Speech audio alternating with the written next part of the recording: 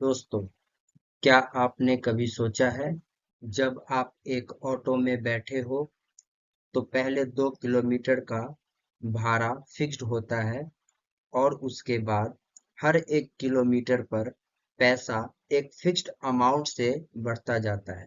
या फिर जब आप हर महीने अपनी पॉकेट मनी से एक फिक्स्ड अमाउंट बचाते हो तो आपका बैंक बैलेंस एक पैटर्न में ऊपर जाता है।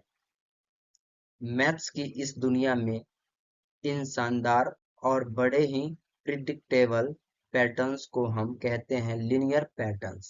स्वागत है आप सभी का। आज के इस वीडियो में हम सॉल्व करने वाले हैं आपकी टेक्स्ट बुक गणिता मंजरी के चैप्टर 2 की एक्सरसाइज सेट 2.3।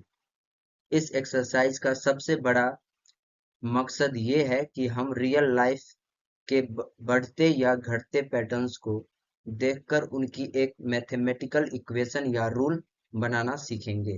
लीनियर पैटर्न्स का सबसे बड़ा सीक्रेट पता है क्या है? इनमें दो कंसेक्यूटिव टर्म्स यानी आजू बाजू वाले नंबर्स के बीच का डिफरेंस हमेशा कांस्टेंट होता है। आज के इस लेक्चर में हम सीखेंगे कि किसी पैटर्न को देखकर उसका nth टर्म कैसे निकालते हैं, दिए गए क्वेश्चन से लीनियर एक्सप्रेशन कैसे तैयार करते हैं और बड़े ही मजेदार सवाल जैसे ऑटो का फेयर निकालना या किसी बुक के बचे हुए पेजेस का पैटर्न ढूंढना।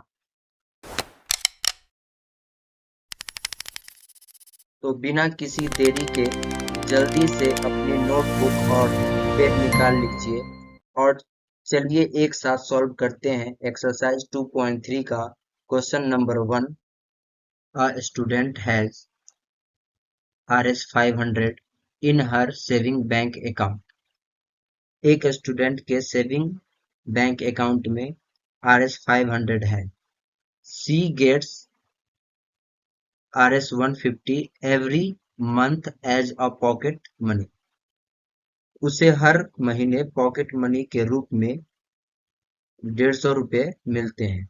How much money will she have eight the end of every month from the second month onwards. दूसरे महीने से लेकर आगे के हर महीने के अंत में उसके पास कितने पैसे होंगे, ये हमसे पूछा गया है। Find a linear expression to represent the amount she will have in the nth month. nth महीने में उसके पास होने वाली अमाउंट को दर्शाने के लिए एक लीनियर एक्सप्रेशन हमसे पूछा गया है। इसमें फाइंड करने को लीनियर एक्सप्रेशन nth मंथ के लिए पूछा है। तो चलिए सबसे पहले इसको देखते हैं किस तरीके से करेंगे। सॉल्यूशन में हम लिखते हैं, सबसे पहले आप देखिए कि उसके पास जो बैंक में अमाउंट था वो कितना था इनिशियली। तो इनिशियली इसके पास 500 था। इनिशियल अमाउंट इन बैंक कितना था 500। मंथली जो इसको महीने के अंत में जो पैसे दिए जा रहे थे वो हमारे पास कितने थे 150। तो मंथली पॉकेट मनी कितना था 150 एट द एंड ऑफ यहाँ से आप निकाल सकते हैं फर्स्ट मंथ। तो पहले उसके पास कितने थे 500 और मंथ के लास्ट में उसको कितना मिल गया 150। तो टोटल इसके पास कितने हो जाएंगे 650। सेकेंड मंथ में अगर आप बात करोगे तो सेकेंड मंथ में जो इसके पास अमाउंट होगा वो कितना हो जाएगा 500 जो पहले से था, और फर्स्ट मंथ में उसको दिया गया 150, फिर उसको सेकेंड मंथ में दिया गया 150। तो क्या आप इसको इस तरीके से लिख सकते हैं 500 प्लस 2 इंटू 150। मतलब आप यहाँ से जब भी सेकेंड मंथ बोलेगा तो आप 2 से मल्टीप्लाई कर देना।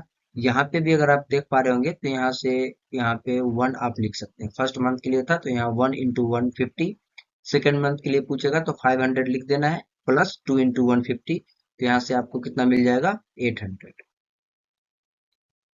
ऐसे ही अगर आप थर्ड मंथ के लिए देखें तो थर्ड मंथ के लिए क्या हो जाएगा 500 तो लिखना ही है, और उसमें क्या करना है, 150 को 3 से मल्टीप्लाई कर देना है। तो यहाँ से आपको कितना मिल जाएगा, 950। तो आप समझ पा रहे होंगे कि एक पैटर्न भी आपको दिख रहा है, एक फिक्स्ड अमाउंट से ऐड हो रहा है। और आपको मैंने बताया भी था कि लीनियर पैटर्न्स में क्या होता है कि एक फिक्स्ड अमाउंट से कोई चीज बढ़ता है या घटता है। तो यहाँ पे आप देख रहे हो कि बढ़ रहा है, और फिक्स्ड अमाउंट हमारा क्या है, 150। और यहाँ से पैटर्न भी बन रहा होगा, देख पा रहे होंगे तो आप, क्या मंथ को हम देख रहे हैं ना कि यहाँ से मंथ 1 हो गया, फिर यहाँ से 2 हो गया, फिर यहाँ से 3 हो गया, और जो फिक्स्ड था वो 500 और 150।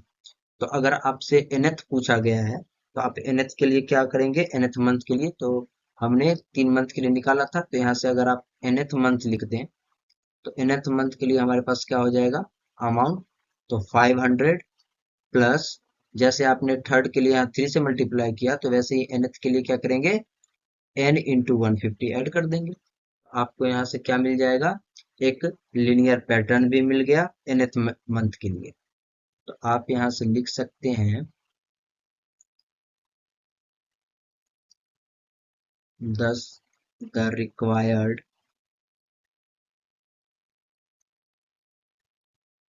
linear expression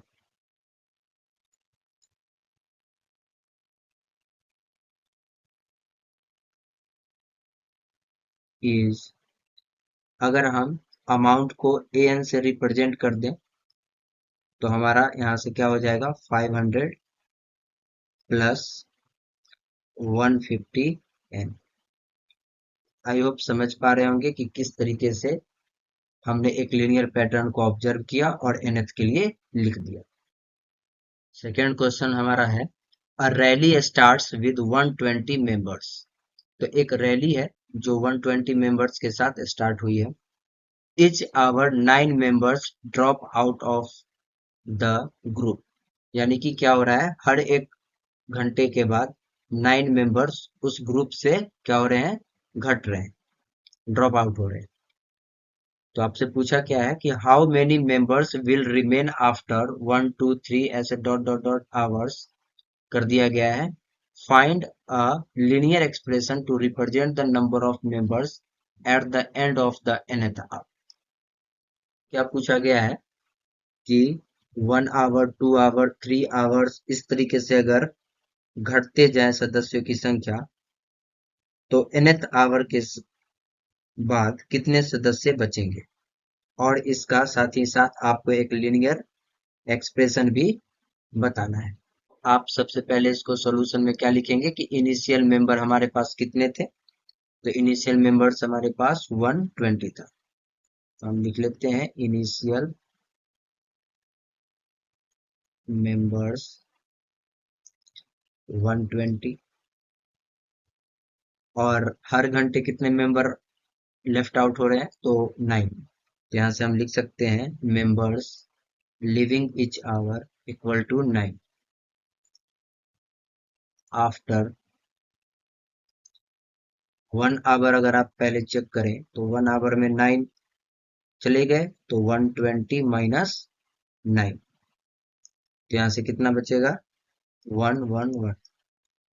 आप यहाँ से देख रहे हैं कि 1 आवर है, तो यहाँ पे 1 इंटू 9 लिख दे ताकि आपका एक पैटर्न दिखे। 2 आवर, जब 2 घंटे हो जाएंगे तो 2 घंटे के बाद कितना मेंबर चले जाएंगे, फिर से 9 चले जाएंगे, तो यानी कि 18 चले जाएंगे। यानी कि कितने चले जाएंगे, 18। तो 120 माइनस 2 इंटू 9, तो यहाँ से आपके पास कितना बचेगा मेंबर, 102। थर्ड आवर के लिए अगर आप देखें तो यहाँ से क्या हो जाएगा, 27 मेंबर चले जाएंगे, तो 120 इंटू 3 इंटू 9, तो कितने बचेंगे, 93। इसी तरीके से अगर आप n के लिए, n आवर के लिए निकालें, तो n आवर में अगर आप करें तो एक यहाँ पे पैटर्न फॉलो होता हुआ आपको दिख जाएगा। जैसे कि यहाँ पे क्या हुआ है, 1 आवर है, तो हमने 120 में से हर घंटे माइनस हो रहे हैं 9, तो वहां पे आवर को 1 यहाँ पे मल्टीप्लाई कर दिया। 2 आवर के लिए देखें तो 9 प्लस 9 चले जाएंगे, मतलब 18 चले जाएंगे, तो आप यहाँ से क्या कर दिया, 2 से मल्टीप्लाई कर दिया उस फिक्स नंबर को, फिर 3 से मल्टीप्लाई कर दिया। तो ऐसे ही अगर यहाँ देख पा रहे होंगे, तो आवर जो भी आवर हम लिख रहे हैं वही 9 के साथ मल्टीप्लाई कर रहे हैं। तो यहाँ पे अगर n है तो n से मल्टीप्लाई कर सकते हैं। तो यहाँ से क्या आ जाएगा, 120 माइनस n इंटू 9। तो एक यहाँ से आपको क्या मिल गया, लीनियर पैटर्न मिल गया। तो हम लिख सकते हैं 10 the required linear expression is, अगर हम मेंबर को mn से रिप्रेजेंट कर दें तो हमारे पास जो लीनियर एक्सप्रेशन आएगा वो कितना आ जाएगा, 120 माइनस 9 इंटू एन। तो आप देख पा रहे होंगे, सेम जैसा फर्स्ट क्वेश्चन हमने बनाया था वैसे ही सेकंड क्वेश्चन की भी बना दिया। तो आप आराम से एक पैटर्न को ऑब्जर्व करना है और लिखते चले जाना है। आराम से लिखा जाता है लीनियर एक्सप्रेशन, इसमें कोई प्रॉब्लम नहीं आने वाली है, क्योंकि हर एक क्वेश्चन में अगर आप ऑब्जर्व करेंगे तो सेम ही तरीके से बना रहे हैं। जैसे यहाँ 1 आवर लिखा और पिछले क्वेश्चन में हमने क्या लिखा था, 1 मंथ लिख दिया था, 2 मंथ लिख दिया था, और एक फिक्स नंबर हमें दिया ही रहता है, उसके साथ मल्टीप्लाई करते जा रहते हैं। और फिर वहाँ n मंथ के लिए पूछा तो n से मल्टीप्लाई कर दिया, यहाँ n आवर के लिए पूछा तो n आवर से मल्टीप्लाई कर दिया। तो दोनों एकदम बिल्कुल सेम टू सेम चल रहा है। तो चलिए थर्ड क्वेश्चन को देखते हैं क्या पूछा गया है हमसे। Suppose the length of a rectangle is 13 centimetre. तो हमसे क्या बोला गया है कि एक रेक्टेंगल है और उसका जो लेंथ है वो 13 सेंटीमीटर सपोज कर लिया गया है। Find the area if the breadth is 12 centimetre. First के लिए पूछा गया, सेकेंड में 10 सेंटीमीटर, थर्ड में 8 सेंटीमीटर। और क्या पूछा गया है, find the linear pattern representing the area of the rectangle. यानी कि आपको क्या करना है, लीनियर पैटर्न भी बताना है उस एरिया को बताने के लिए। ठीक है, तो एरिया ऑफ रेक्टेंगल हम निकालेंगे और फिर वहां से एक लीनियर पैटर्न बनाएंगे।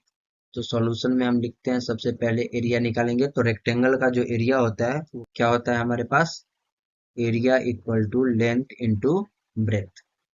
और हमसे लेंथ दे रखा है हमारे पास, तो जो लेंथ है वो 13 है। यहाँ पे मैं लिख भी देता हूँ कि गिवन में हमें क्या मिला हुआ है, लेंथ जो है वो 13 सेंटीमीटर है। और ब्रेथ 12, फर्स्ट के लिए 12 दिया गया, सेकंड के लिए 10 और थर्ड के लिए 8। तो यहाँ से आप निकाल सकते हैं, एल हो गया 13, बी हो गया 12। तो एरिया हमसे पूछा गया है, तो एरिया क्या हो जाएगा, 13 इंटू 12, और इसका आंसर कितना आ जाएगा, 156 सेंटीमीटर स्क्वायर। इसी प्रकार हम सेकंड का भी निकालेंगे, तो सेकंड का क्या हो जाएगा, एरिया 13 इंटू 10। तो यहाँ से हमें क्या मिल जाएगा, 130 सेंटीमीटर स्क्वायर। और लास्ट है जो हमारा है थर्ड पार्ट, उसमें जो एरिया निकालना है उसमें लेंथ 13 है और ब्रेथ क्या है, 8 है। तो यहाँ से आपको क्या मिल जाएगा, 104 सेंटीमीटर स्क्वायर। तो आप यहाँ पे भी एक चीज ऑब्जर्व कर पा रहे होंगे कि 13 क्या है, फिक्स है, और हमारा ब्रेथ चेंज हो रहा है। तो ये जो चेंज हो रहा है उसी को हम क्या मान लेंगे, एक्स मान लेंगे, क्योंकि एक्स कुछ भी रख सकते थे। 12 यहाँ रखा गया, सेकंड के लिए 10 रखा गया, थर्ड के लिए 8 रखा गया, वैसे ही कुछ भी रखा जा सकता है, फोर्थ के लिए 5, 6, 9 कुछ भी रख सकते हैं।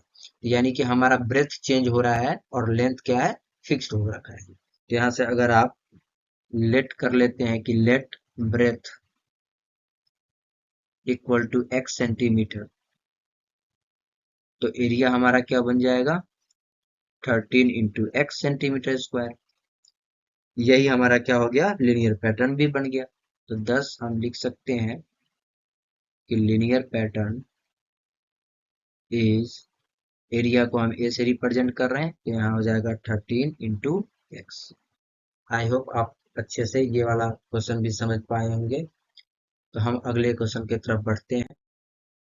तो अगला क्वेश्चन जो है वो देखिए क्या है, suppose the length of rectangular box is 7 centimetre. तो हमसे क्या बोला गया है कि एक रेक्टेंगुलर बॉक्स है जिसका लेंथ 7 सेंटीमीटर है एंड ब्रेथ 11 सेंटीमीटर, और ब्रेथ कितना है, 11 centimetre. Find the volume if the height is 5 centimetre, 9 centimetre, 13 centimetre. तो इस बार हमें क्या करना है, पिछले क्वेश्चन में हमने एरिया निकाला और इस क्वेश्चन में हमें क्या निकालने को बोल रहा है, वॉल्यूम निकालने को बोल रहा है। और साथ ही साथ इसमें भी आपको क्या करना है, लीनियर पैटर्न भी रिप्रेजेंट करना है वॉल्यूम का। तो लिखा हुआ है find the linear patterns representing the volume of the rectangular box.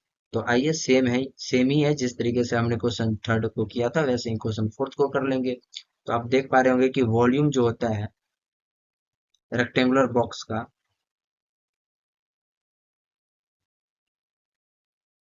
वो हमारा क्या हो जाता है, length into breath into height.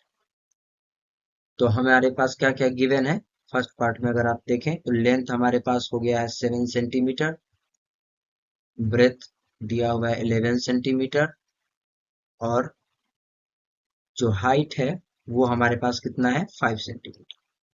तो आप यहाँ से वॉल्यूम निकालेंगे तो क्या हो जाएगा, तीनों को मल्टीप्लाई कर देंगे। तो यहाँ सब जब मल्टीप्लाई करेंगे तो हमारे पास कितना आंसर आ जाएगा, 85 सेंटीमीटर क्यूब। ऐसे ही सेकेंड पार्ट का निकाल लेते हैं। तो लेंथ कितना है 7 सेंटीमीटर, ब्रेथ कितना है 11 सेंटीमीटर, और हाइट कितना दिया गया है 9 सेंटीमीटर। फिर से वॉल्यूम निकालेंगे, तीनों को मल्टीप्लाई कर देंगे। यहाँ से मल्टीप्लाई करेंगे तो यहाँ 77 × 9 हो जाएगा।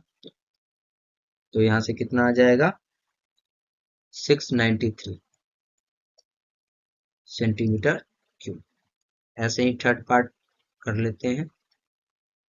वॉल्यूम निकालेंगे तो क्या हो जाएगा, फिर से 11 × 7 तो फिक्स है, तो यहाँ हम डायरेक्ट लिख सकते हैं 77 × 13। और इसको जब आप सॉल्व करेंगे तो 1001 सेंटीमीटर क्यूब आ जाएगा।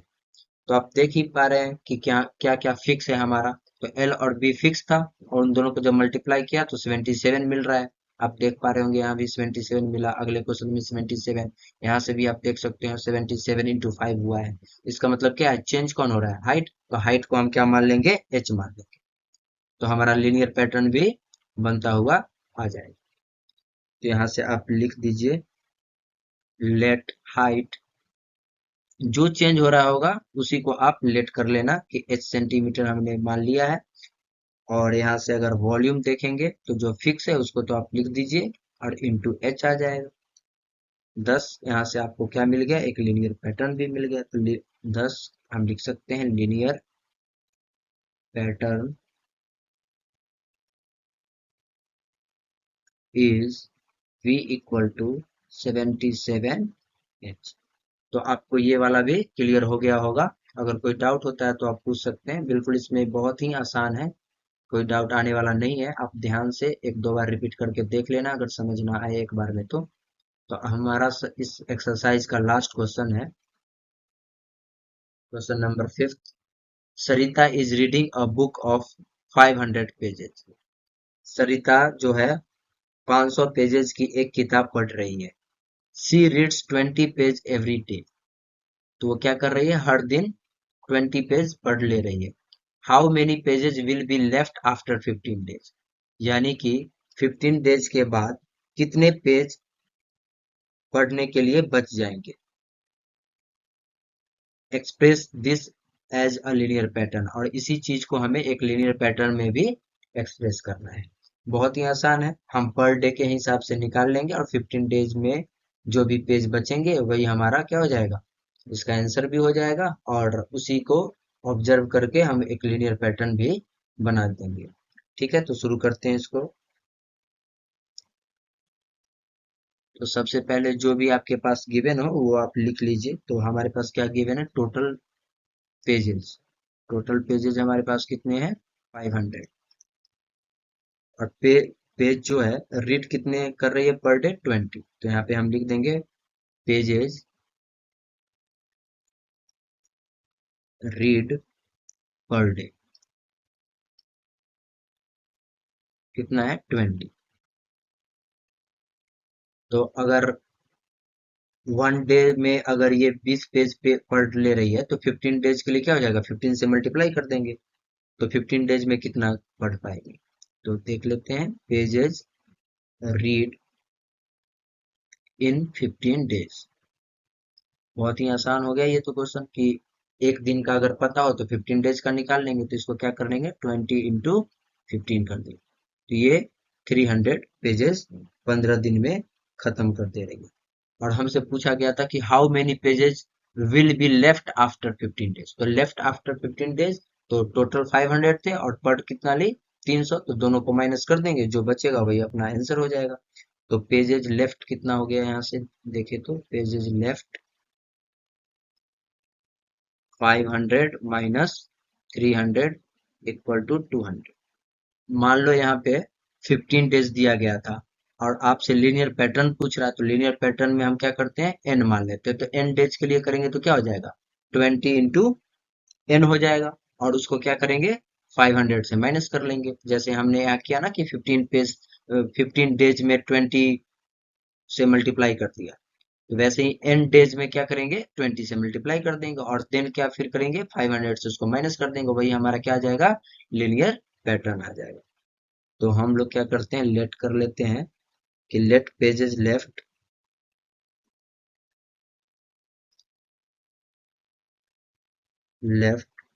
एन डेज, तो कितना हो जाएगा,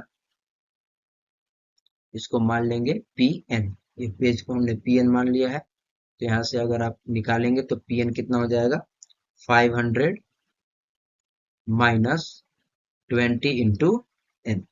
यही हमारा क्या बन गया लीनियर पैटर्न। तो हम लिख देंगे 10 लीनियर पैटर्न